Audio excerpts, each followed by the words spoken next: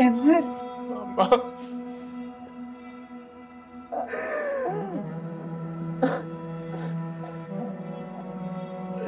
मुझे माफ कर दे मामा।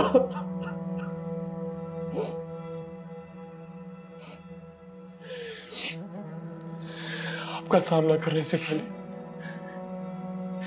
मैं मर क्यों नहीं गया? ना करे, ऐसी बातें मुंह से मत निकालो। मुझे तो अब डर लगने लगा है। तो तुम्हें मेरी कुल कायनात हो। लेकिन मामा, आपको दुख देने वाला इंसान तो मैं ही हूं। तुमने जानबूझ के तो कुछ नहीं किया। इस तकदीर में जो कुछ लिखा होता है उसके लिए एक बहाना ही बनना होता है। यह पछतावा कब्र तक मेरे साथ जाएगा। भाई के हाथों भाई कत्ल। ऐसा मत कहो, तुमने कुछ जानबूझ के तो नहीं किया। तुम तो उससे इतना प्यार करते थे, उसकी उल्टी सीधी हरकतें भी बर्दाश्त करते थे। कैसी उल्टी सीधी हरकतें मामा? बस मिजाज का थोड़ा अलग था वो। बहुत अच्छा था मेरे साथ, बहुत अच्छा।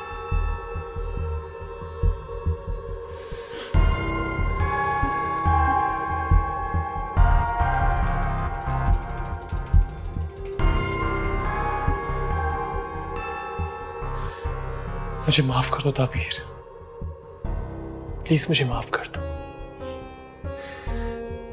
मेरी वजह से तुम्हें परेशानी का सामना करना पड़ा।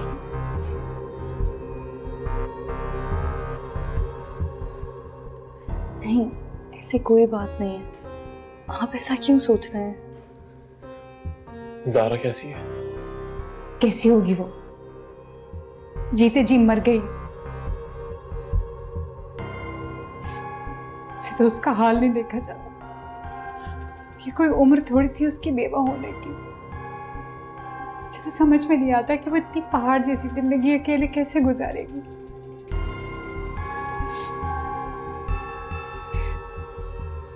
कुछ सोचना पड़ेगा।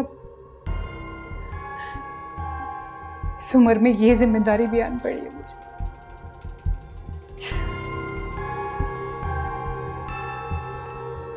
तुम जरा जाके बाहर गाड़ी में बैठो। ठहरो।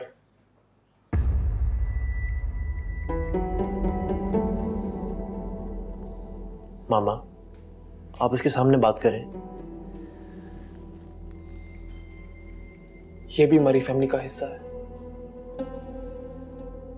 नहीं अमर, मैं चली जाती हूँ। मामा, ये क्या किया आपने? क्या सोचती होगी वो हमारे बारे में? क्या सोचेगी?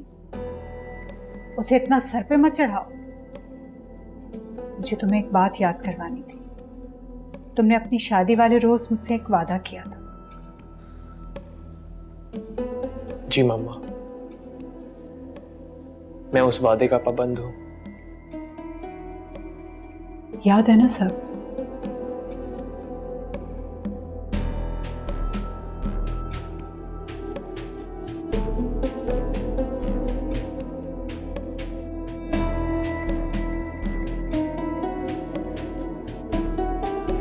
अपना ख्याल रखना। अब मामा, आप कोई बात कह रही थी? बस यही कि तुम्हें तुम्हारा वादा याद करवा रही थी, क्योंकि अब वो वादा निभाने का वक्त आने वाला है।